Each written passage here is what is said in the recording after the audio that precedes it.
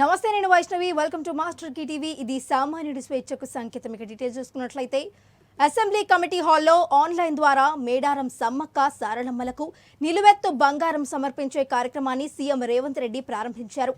అనంతరం తన మనవడు రియాన్స్ నిలువెత్తు బంగారం ఆన్లైన్ ద్వారా సమర్పించారు. అలాగే తన మనవరాలి నిలువెత్తు బంగారం ఆన్లైన్ ద్వారా మంత్రి పొంగులేటి శ్రీనివాస్ రెడ్డి సమర్పించారు.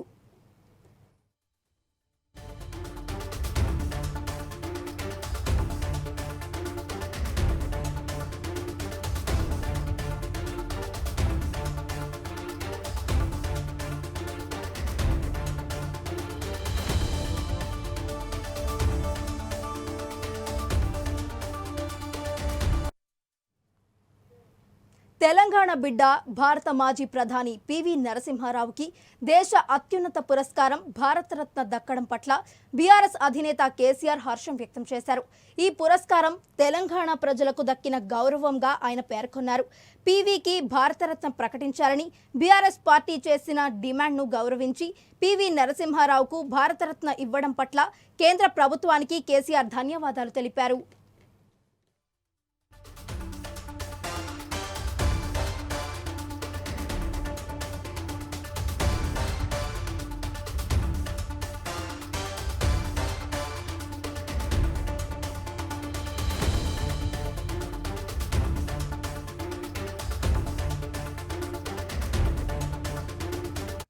రాష్ట్రంలో అమల్లో ఉన్న ఇసుక పాలసీ అవినీతి దందాగా మారిందని ముఖ్యమంత్రి అన్నారు. అన్ని స్థాయిల్లో అక్రమాలు జరుగుతున్నాయని సీఎం అధికారులకు అప్రమత్తం చేశారు. నిబంధనలు ఉల్లంఘించి జరుగుతున్న ఇసుక క్వారింగ్, అక్రమ ఇసుక రవాణాను వెంటనే అరికట్టాలని ముఖ్యమంత్రి హెచ్చరించారు. 48 గంటల్లో అన్ని స్థాయిల్లో అధికారులు తమ పద్ధతి మార్చుకోవాలని డైలాగ్ని విధించారు. 2 రోజుల తర్వాత విజిలెన్స్, ఏసీబీ విభాగాలను రంగంలోకి దింపాలని అధికారులను ఆదేశించారు.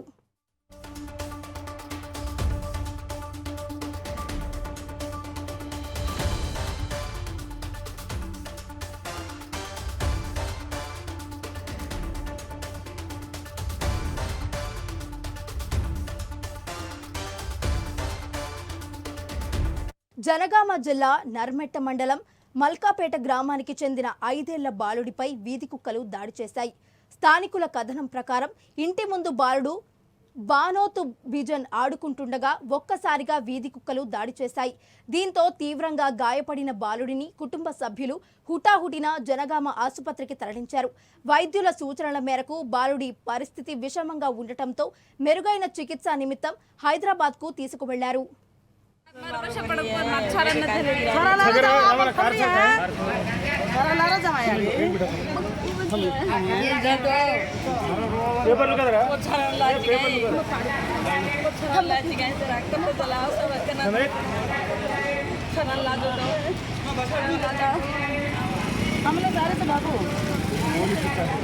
దేశంలోనే వింత పద్ధతిలో గంజాయిని తరలిస్తున్న అంతర్రాష్ట్ర ముఠాకు చెందిన 4గురిని మేడ్చల్ ఎస్ఓటీ పోలీసులు అదుపులోకి తీసుకున్నారు. ఆంధ్రప్రదేశ్ నుండి ఉత్తరప్రదేశ్ ఆగ్రాకు గ్యాస్ సిలిండర్లలో గంజాయి నింపి తీసుకువెళ్తుండగా మేడ్చల్ పోలీసులకు అనుమానాస్పదంగా పట్టుబడ్డారు. వారి వద్ద నుండి 65 కేజీల గంజాయి, 2 కార్లు, 6 మొబైల్ ఫోన్లు పోలీసులు స్వాధీనం చేసుకున్నారు.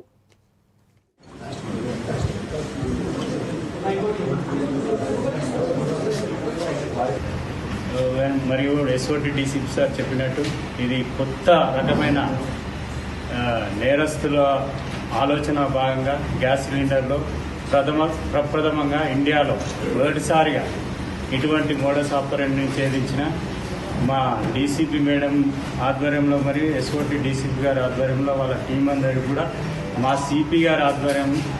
సిపి గారు ప్రత్యేక అభినందనలు తెలిపారు. ఇందులో భాగంగా మీరు కూడా ప్రింట్ అండ్ ఎలక్ట్రానిక్ మీడియా మిత్రులకు అందరికీ విజ్ఞప్తి ఏమనగా ఇటువంటి ఏదైనా ఇన్ఫర్మేషన్ ఉంటే మీ ఇన్ఫర్మేషన్ ఇచ్చిన వాళ్ళ వ్యక్తుల యొక్క సమాచారం బయట పెట్టకుండా మేమే ఆపరేషన్లో పాల్గొని ఇటువంటి ఛేదిస్తే తెలంగాణ ప్రభుత్వం యొక్క లక్ష్యం ఏమైందంటే ఇది వన్ ఆఫ్ ది అక్యూజ్డ్ ఎక్కడైతే మనకు రెస్పాండెంట్ ఉన్నాడో అతను ఉత్తరప్రదేశ్ జైల్లో ఉండే అటెంప్ట్ మర్డర్ కేసులో జైల్లోకి పోయింది. అక్కడ ఉన్నటువంటి మీకు అందరికీ తెలుసు నార్త్ ఇండియాలో జరిగేటటువంటి దొమ్మిలు కానీ లేకపోతే జైలు వాతావరణాలు కానీ అక్కడి నుంచి అది చేసినారు అని చెప్తా ఉన్నారు. మళ్ళీ తర్వాత మనం రిమాండ్ చేసి మళ్ళీ పోలీస్ కస్టడీ తీసుకొని ఇంకా ఎక్కువ విచారించి ఇంకా తీసుకుంటాం. సిలిండర్ ఏదైతే ఉందో ఆ సిలిండర్ ప్లాన్ అంటే ఇన్స్పిరేషన్ తీసుకున్నా ఇక్కడ నుంచి ఉందా లేకపోతే ఆయన ఓన్ ఐడియాస్ ఎట్లా verify Investigation, only after investigation will ఇంకా కొద్దిగా సమయం తక్కువ ఉండడం వల్ల అరెస్ట్ చేయించినాము. కోర్టులో ప్రొడ్యూస్ చేసి పోలీస్ కస్టడీకి పిటిషన్ వేసి వాళ్ళని పోలీస్ కస్టడీ తీసి తరోగా విచారిస్తాం. అప్పుడు కానీ నిజాలు బయట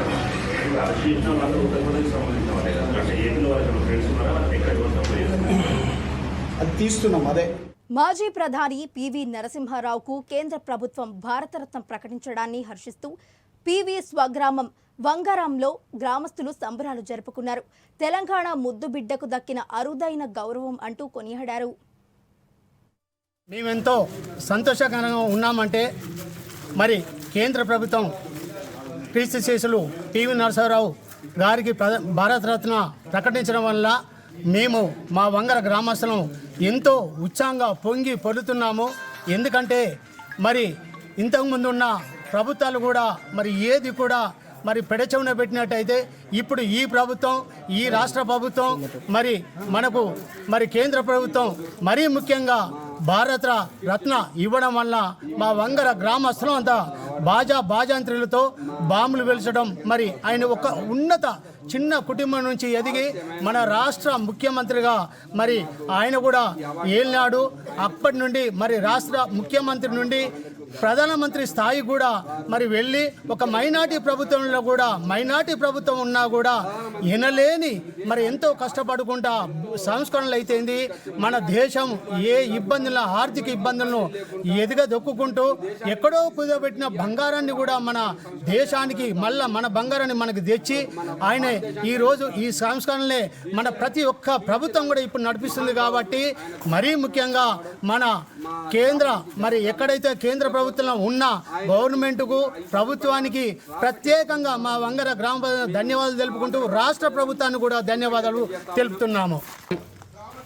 ఈరోజు మా వంగర ముద్దుబిడ్డ కీర్తిశేషులు పివి నరసింహారావు గారికి భారతరత్న ఇవ్వడం మా ఊరికి గర్వకారణం.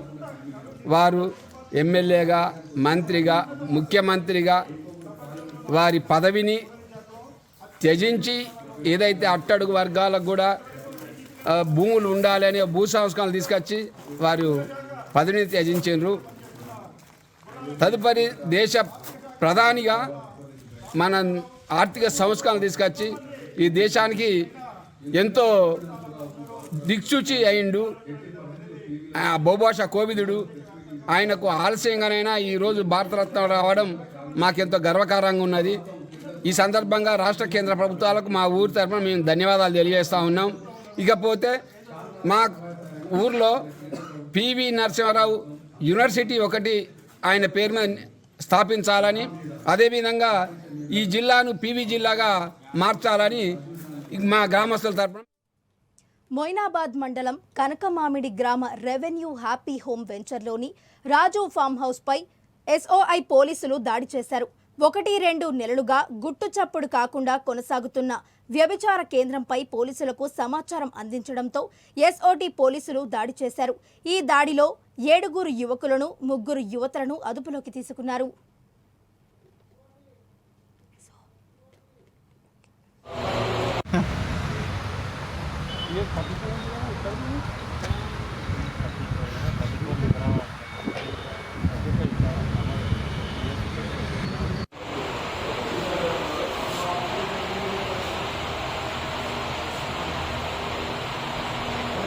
అంబేద్కర్ కోనసీమ జిల్లా మండపేటలో ఎన్నికల వేడి రాజుకుంది. ఎన్నికల ముందే ఎన్నికల సంఘంకు సంబంధం లేకుండా ప్రైవేటు సంస్థ ఆధ్వర్యంలో కేశవరం గ్రామం యూనిట్గా తీసుకుని ముఖాముఖి ప్రత్యక్ష ఎన్నికలకు వెళదామని ఎమ్మెల్సీ తోట త్రిమూర్తులు ఛాలెంజ్ చేశారు. నిష్పక్షపాతంగా ప్రైవేటు సంస్థను ఎమ్మెల్యే వేగుళ్ల తాను మాట్లాడుకుని ఎన్నికల్లో పోటీ చేద్దామంటూ సవాల్ చేసుకున్నారు. ఓడిపోతే నేను ఆ గ్రామం నుంచి ఓడిపోయిన కారణం చేత నేను అలాగా నువ్వు నిలబడతానంటే నేను మా నాయకుడి చేత స్టేట్మెంట్ ఇప్పిస్తాను, నేను మా పార్టీ అధ్యక్షుడి చేత. మీరు ఓడిపోతే మీ చంద్రబాబు నాయుడు గారి చేత కానీ మీ పవన్ కళ్యాణ్ గారి చేత కానీ మాట్లాడించగలరా? మరి పవన్ కళ్యాణ్ గారు దీంట్లో అక్కర్లొద్దు అనుకుంటే మీ చంద్రబాబు నాయుడు గారి చేత మాట్లాడించగలరా?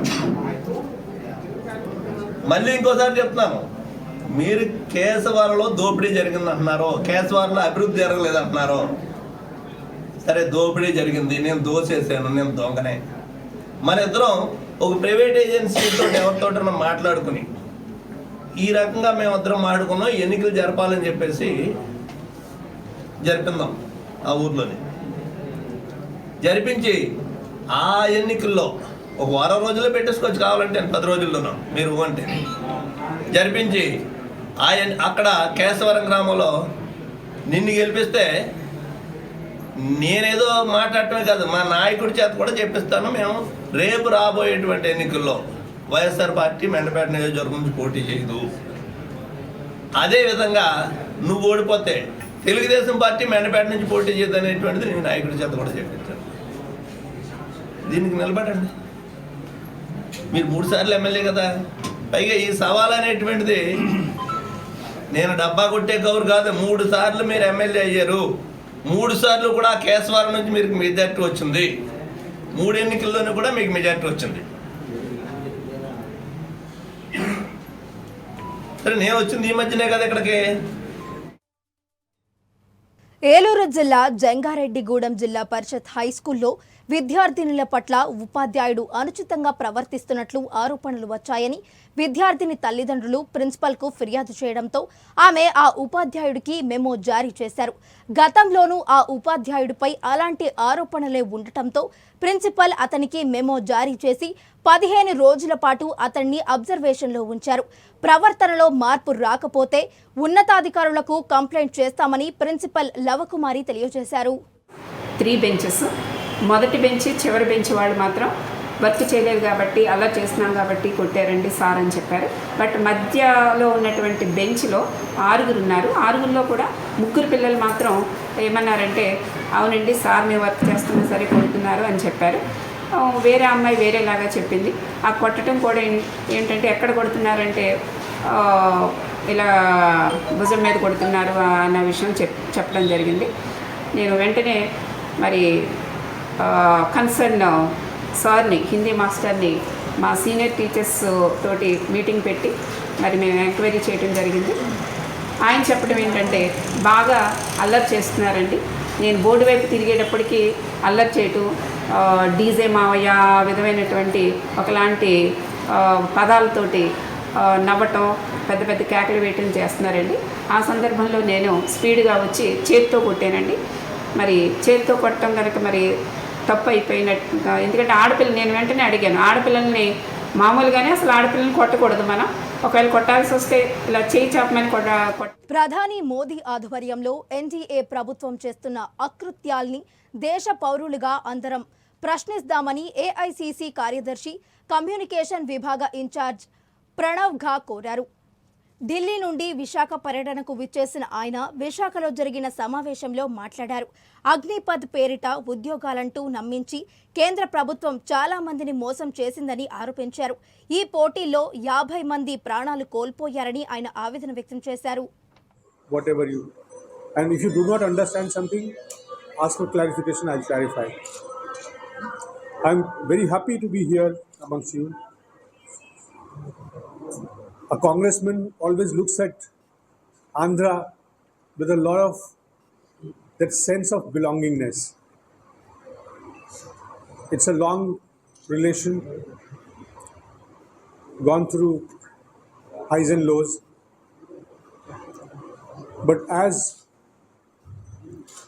we go from Himachal to Karnataka, Karnataka to Telangana, the Congress party looks with a new hope towards Andhra Pradesh.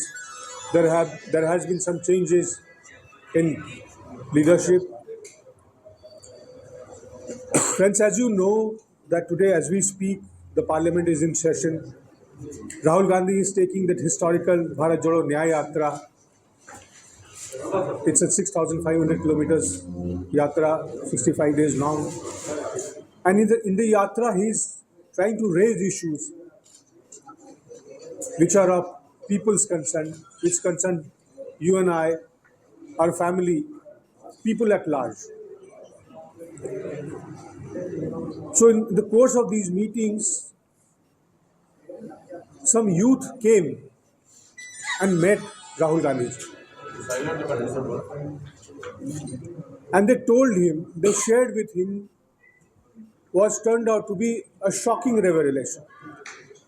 Shocking because a government is not supposed to work like this, act like this. But not so shocking if we know, if someone has known and looked at the central government, at the way that it functions, it is not so shocking. Because you know, for the last 10 years, Modi ji calls this 10 years rule as his Amrit Kal. But you ask a commoner, you ask a youth, a yuva from this country, he will say this Amrit Kal is in fact unemployment. Eluru జిల్లా నగరంలో ఆంధ్రప్రదేశ్ రాష్ట్ర జిల్లా గ్రంథాలయ సంస్థల ఉద్యోగుల సంఘం 2వ మహాసభను నిర్వహించారు. ఈ సందర్భంగా పలువురు మాట్లాడుతూ జిల్లా గ్రంథాలయ సంస్థల ఉద్యోగులకు 010 పద్దు జీతాల చెల్లింపుల కొరకు ఏపీఎన్జీజీఓ సంపూర్ణ మద్దతు తెలియజేశారు. జిల్లా గ్రంథాలయ సంస్థలకు సంబంధించిన లైబ్రరీ సెస్ 550 కోట్ల బకాయిలు మొత్తం వెంటనే జమ అయ్యేటట్లు చర్యలు తీసుకోవాలని ప్రభుత్వానికి వారు విజ్ఞప్తి చేశారు.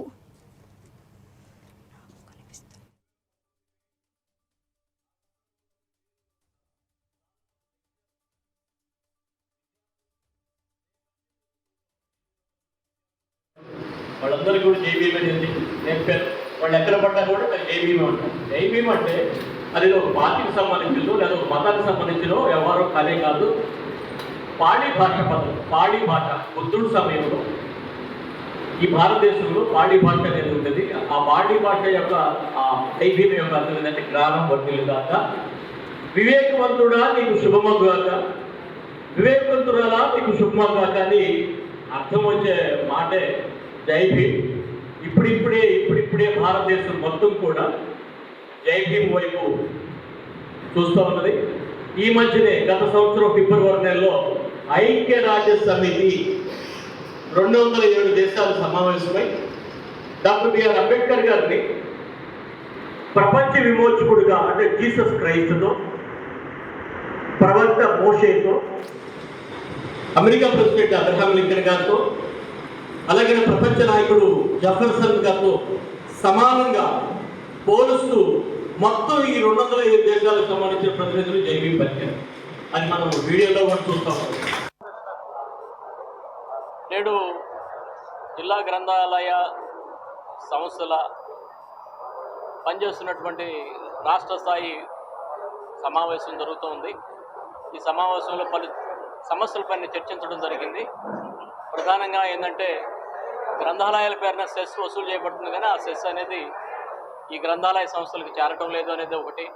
అలాగనే వీళ్ళు గ్రంథాలయ ఉద్యోగులుగా పనిచేస్తున్నా, ప్రభుత్వ ఉద్యోగులుగా చేస్తున్నా కూడా నేటికి కూడా వీళ్ళకి సిపిఎస్సి లేదు, ఓపీఎస్సి లేదు. కనుక పెన్షన్ విధానం అనేది వీళ్ళకి అమలు చేయాలనేది ఒకటి. రెండోది, గ్రంథాలయ సంస్థలో సరిపోయినంత సఫిషియెంట్ స్టాఫ్ లేదనే ఒక సమస్య కూడా చర్చించడం జరిగింది. అంతేకాకుండా గ్రంథాలయాలన్నింటినీ కూడా అప్గ్రేడేషన్ చేయాలని చెప్పేసి చర్చించడం జరిగింది. మా ప్రక్కన ఉన్నటువంటి జాయింట్ యాక్షన్ కమిటీ నాయకులు, రాష్ట్ర స్థాయి నాయకులు, జిల్లా స్థాయి నాయకులు, వారు కూడా ప్రభుత్వానికి ముందు ఇది జాయింట్ యాక్షన్ కమిటీలో పెట్టి చర్యలు తీసుకుంటామని చెప్పేసి అన్నారు. అంతేకాకుండా నేనేమంటున్నానంటే, ఆస్తి పంపకం వివాదంలో వృద్ధ దంపతులను ఇంటి నుండి గెంటేసిన ఘటన సభ్య సమాజం తలదించుకునేలా చేస్తోందని ఏలూరు జిల్లా నగరంలోని వల్లముల బాలయ్య, సాయమ్మ దంపతులకు 2 కుమార్తెలు, కుమారులు. ఆస్తి పంపకాల విషయంలో బంధువులంతా వీళ్లందరినీ కొట్టి చంపడానికి సిద్ధపడుతున్నారని ఆ దంపతులు వాపోతున్నారు. ఈ వివాదంపై గతంలోనే కలెక్టర్కి ఫిర్యాదు చేసినా ఎటువంటి న్యాయం జరగడం లేదని కన్నీరు మున్నీరుగా విలపించు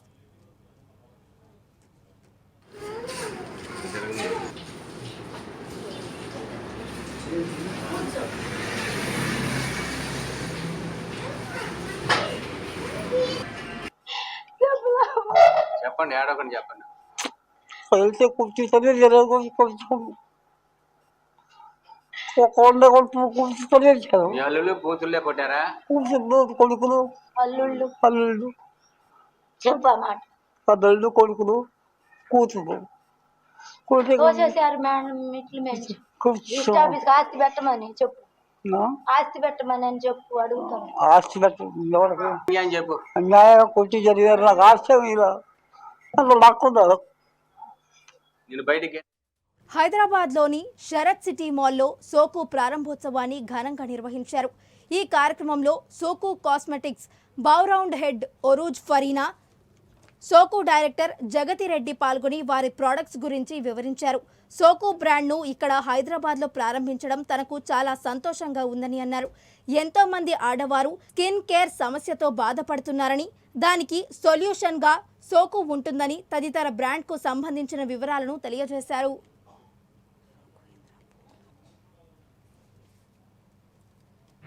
Jagati, we'd like you to give your all heart out to the media. Please speak.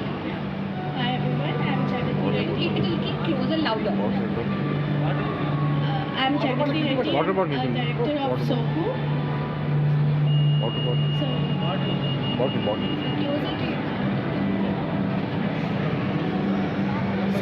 Today we launched Soku brand. It's a beauty and skincare brand. So I'm happy to launch this brand here. So our mission is that we take care of every woman's beauty and makeup. So as so many are facing skincare problems and all those, we plan to launch Soku, which gives an instant solution for every concern. So we came with the concept of combining nature and science into it, so that it gives an instant result to the women. We also take care of every woman, and we mostly look into the women's empowerment and inclusivity, diversity. So thank you so much. Thank you. Queer Swabhiman Yatra, pride walk, pride కార్నివాల్ను ప్రజలను ఆహ్వానిస్తూ నిర్వాహకులు విష్ణు తేజ, జయంత్, మోనాలిసా, నాగశ్రీ, డోలి సోమాజిగూడలో సమావేశం నిర్వహించారు. ఈ సమావేశంలో వారు మాట్లాడుతూ ఫిబ్రవరి 10న ఎస్వీకే గచ్చిబౌలిలో తమ ప్రైడ్ కార్నివాల్ను ప్రకటించింది. ఈ కార్యక్రమానికి నటి అక్కినేని అమల ముఖ్య అతిథిగా హాజరు కానున్నట్లు వెల్లడించారు. మా ఇబ్బందులను, మా కష్టాలను సమాజంలో ఉన్నటువంటి వ్యక్తులకు, ప్రభుత్వ సంస్థలకు, ప్రభుత్వేతర సంస్థలందరికీ కూడా తెలియజేసేందువరకు ఈ యొక్క కార్నివాల్ అలాగే ప్రైడ్ వాక్ అనేది మాకు ఉపయోగకరంగా ఉంటుంది. ముఖ్యంగా మీడియా మిత్రులు మా కమ్యూనిటీకి సంబంధించిన lesbian, gay, bisexual, transgender, intersex, hijra, queer సముదాయాలకు సంబంధించినటువంటి వ్యక్తుల యొక్క కష్టాలను, వారి యొక్క హక్కులను మీడియా ముఖంగా మేము ఈ యొక్క ప్రజలకి తెలియజేయాలనుకుంటున్నాము. ఈ యొక్క కార్యక్రమాలన్నింటిలో కూడా పెద్ద ఎత్తున అందరూ కూడా పాల్గొని మాకు సహకరించి మమ్మల్ని కూడా గౌరవిస్తారని మేము ఆశిస్తున్నాం. Thank you for Monalisa Garu, Vishnu Garu and Vasu to be present here. We have organized, Queer Swabhimana Yatra have organized Carnival and Pride Walk. Carnival is on 10th of February from 2 to 9 o'clock, and we have Pride Walk which is on 11th of February, which is from 2 to 4 o'clock. So all the LGBTQIA+ community folks have come together to organize this for the community. Please come and support us. Please come to the carnival. We do have actress Amala, who's going to be the chief guest for the carnival, and the entry is free. There is no charges entry fee for the carnival. It's free of course. Anybody can walk in. We have 30+ stalls. We have performances. Please come and support us. స్వాభిమాన యాత్ర రాష్ట్ర ప్రభుత్వాలపై కేంద్ర BJP ప్రభుత్వ నిర్లక్ష్య ధోరణి మానుకోవాలని CPM Karimnagar జిల్లా committee ఆధ్వర్యంలో స్థానిక తెలంగాణ చౌక్ వద్ద కళ్లకు గంతలు కట్టుకొని నిరసనకు దిగారు. ఈ సందర్భంగా పలువురు మాట్లాడుతూ రాష్ట్ర ప్రభుత్వాలపై కేంద్రంలో ఉన్న బీజేపీ ప్రభుత్వం కుట్రపూరితంగా వ్యవహరిస్తుందని ఆరోపించారు. రాష్ట్రాలకు రావాల్సిన నిధుల కేటాయింపులో పక్షపాత ధోరణి వహిస్తుందని విమర్శించారు.